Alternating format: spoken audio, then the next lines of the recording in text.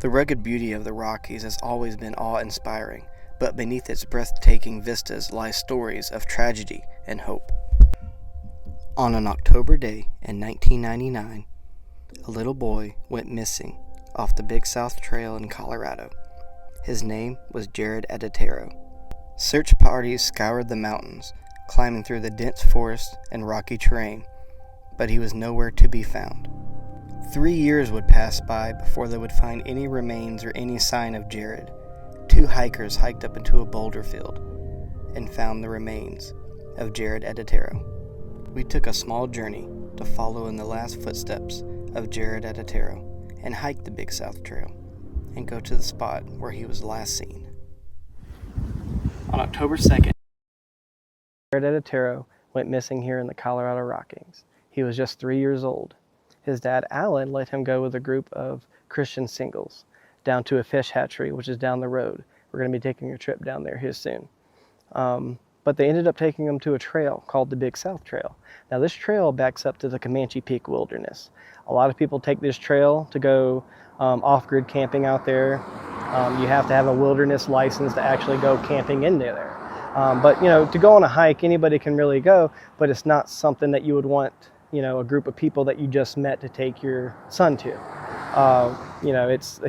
Like I said, they only thought he was going to the fish hatchery. The little boy liked to look at fish. He thought it was going to be an okay thing.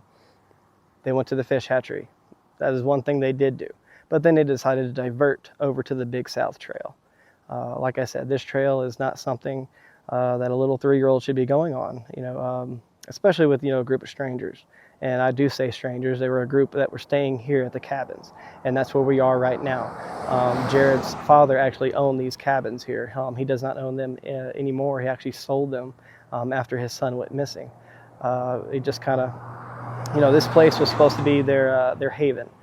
This was, he really enjoyed this place in the canyon, and I can see why. It's gorgeous out here with the rocks, and if you're here in the summertime, it's just gorgeous with all the greens, and of course in the fall. But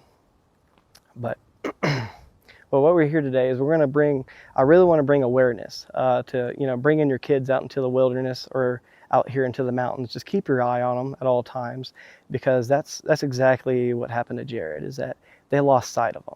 And they were doing their own thing, hiking on this trail, and he's a rambunctious kid. I have a 3-year-old myself. They love to run. They, especially when they get on the trail. I got video of her running on the trail, and that's why, I make sure that I'm there with her the whole time.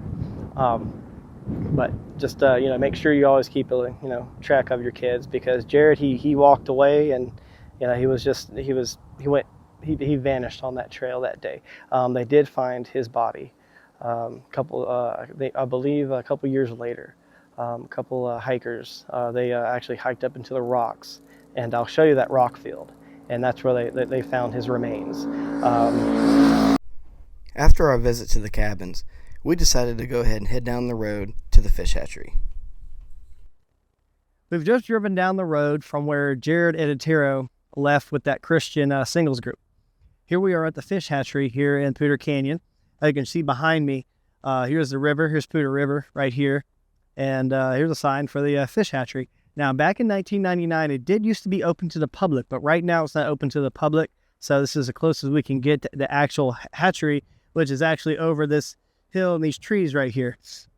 They released the fish into the river and all that good stuff. But when I was driving this was actually, a pretty far drive. We drove about, 15 minutes now.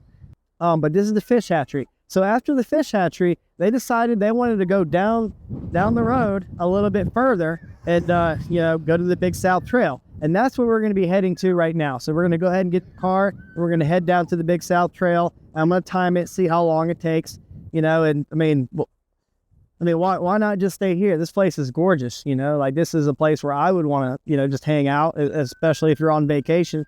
But if you got a little 3-year-old who's not yours, go bring them back down. A little hassle, but hey, man, it's not your kid. Don't take them with you. So we're heading down to the Big South Trail right now. It's actually about 10 miles away. 10 miles away from the fish hatchery. So yeah, that's right. 9.9 miles. So basically 10 miles away from the fish hatchery. So you're going to take someone else's kid 10 miles away to a trail that you guys never been to before, that you just heard of, you know? Like I said, you know, I don't think the trail is the biggest part. I think not looking after the kid, you know, like if you took this, I mean, that's what happened. That's what happened on the trails, that they didn't look after the kid. And when I say a kid, Jaryd, you know, let's call him Jaryd. Well, they didn't look after Jaryd. That's why, you know, they weren't looking after him. So look after your kids, and that's what we're going to do today.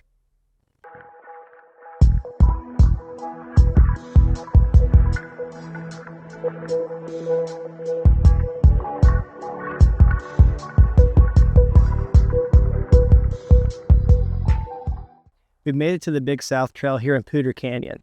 I got my 3-year-old right here. Maybe you can hike with him like this. I don't know. This is what's going to work. Yep, exactly. So I'm going to have her on my back while we hike in. Now, this is where that church, it was a singles church group is what it was. This is where they brought Jaryd. His dad said, yeah, go ahead. You can take my son. Why not? Go ahead, take him down to the fish hatchery, which was fine. You saw where we were at. We were at the fish hatchery. Everything was fine. It was, like I said, you know, it was back in 1999. You could actually go in there and, you know, check out the fish and, you know, see how it actually worked and operated. But today, you know, we had to get it from the road. But they decided to come here to the Big South Trail. Now, we're going to come over here. And from my understanding, apparently, the Big South Trail is the only trail in Colorado where it actually has a sign that's warning you to keep track of your children. Now, I mean, that's to me, I'm not sure if that's true or not. If that's just something that I heard. There was actually a gentleman, his name is David Politis, and he actually started something called Missing 411. And we'll get into that later. But right now, let's just see if there's a sign up here that actually tells you to warn you to keep an eye on your children. Wow. Here it is.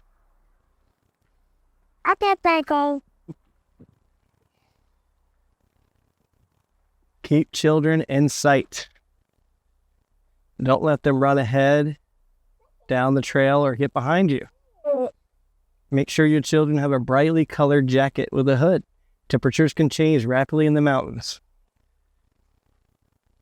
Now, apparently, this is the only trail in Colorado that has a sign like this. Like I said, I'm not sure. I haven't been in every trail. But, you know, through the grapevine, a gentleman named David Politis said that. So let's head on down the trail.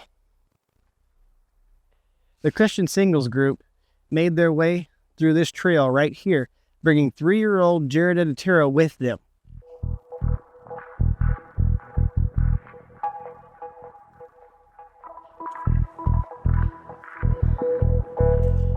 We were hiking the Big South Trail.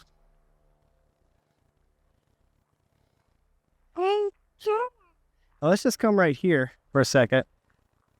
See these little drops right here? That would be very hard for a 3-year-old to come up, because I actually have video footage of my 3-year-old trying to come in an embankment up like this, and they couldn't. So, you know, you just got to keep an eye on them.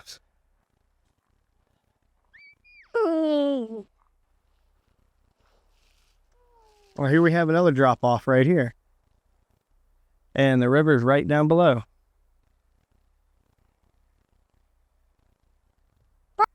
By water.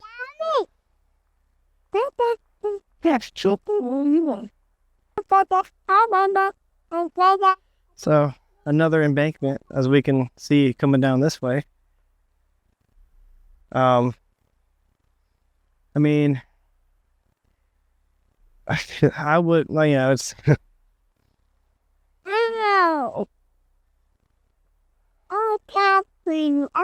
So this is one of the important reasons why you want to keep an eye on your children out here in the woods. There are different trails that splinter off from the main trail. This being one.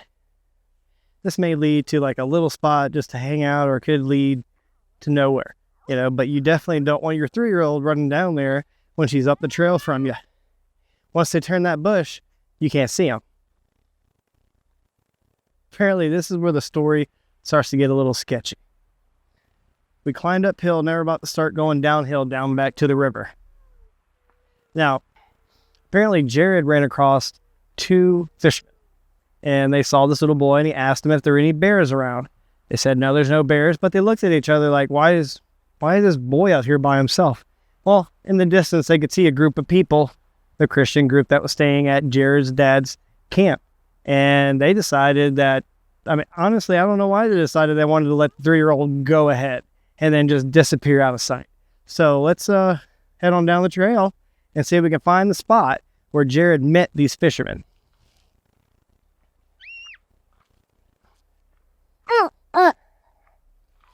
Yeah, and this is rough terrain. I mean, if you're not watching your footing here, you can definitely...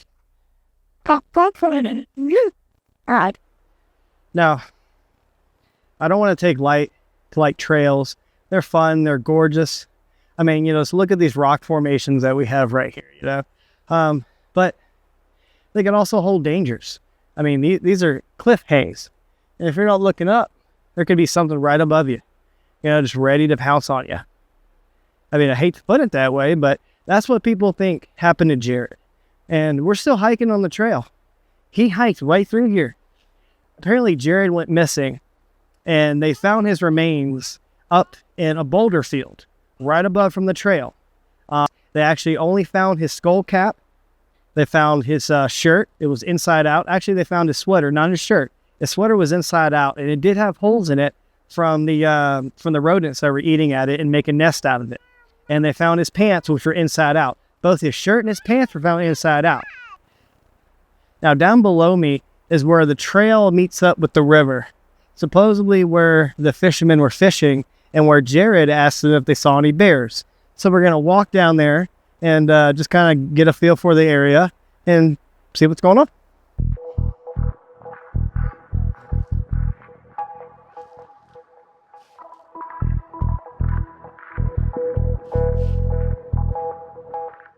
So here we are on the Big South Trail.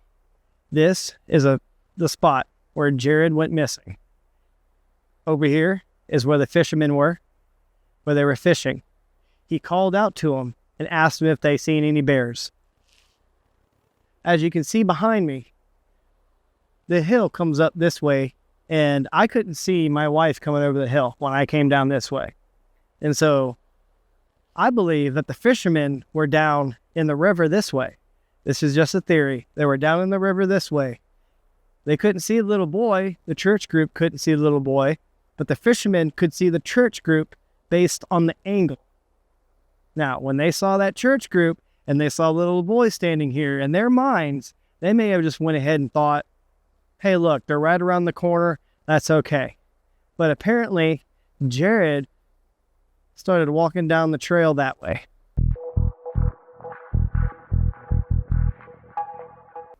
Now, right above me is our boulder field. They found his tennis shoes, pieces of clothing, I think I mentioned earlier. And the strangest thing was a skull cap. Like it looked like it was completely sawed off. This a complete sawed off skull cap. There was no bite marks in the skull cap, which you would think there would be if there was any signs of a, mountain lion attack or anything. But that wasn't the case in this one. But they did find the remains. It was two gentlemen, and they actually hiked up this. The two men hiked up this right here, and they found his remains, what was left of him. Now, if you see my 3-year-old right here, she is rambunctious, okay? But if you look up this right here, I don't see her doing a rock scramble up that, especially how sharp. The thing is, the rocks are sharp.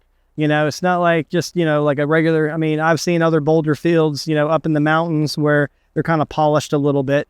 But, these are freshly cut, like still young rocks, as you would say. They're not weathered too much. They still have a lot of cut in them. And it's just, I would not see my 3-year-old trying to do that. But this is where it went missing. So, it's when you look around, it could have been a mountain lion, definitely. But, there was no signs. There was no footprints of a mountain lion. There was no scat. There was no hair. And especially, on the clothing itself. And where was the rest of the body?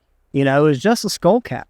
And, it's a case that's sad. It's a case that you got to remind yourself to, hold on to things and like I said, but it was a different time, when you think about it. It was 1999. I've said this earlier, it's if you grew up in that area, you kind of know what I'm talking about. It's, you came home when the streetlights came on. And if a group of folks who, Christian singles, how much more safe can you get? A Christian single group is going to take care of your son for you and go show him a good time, I mean, why not? And what Allyn was doing at the time, he was taking a nap, just kind of enjoying his day, and what father shouldn't, it's, he shouldn't have to worry.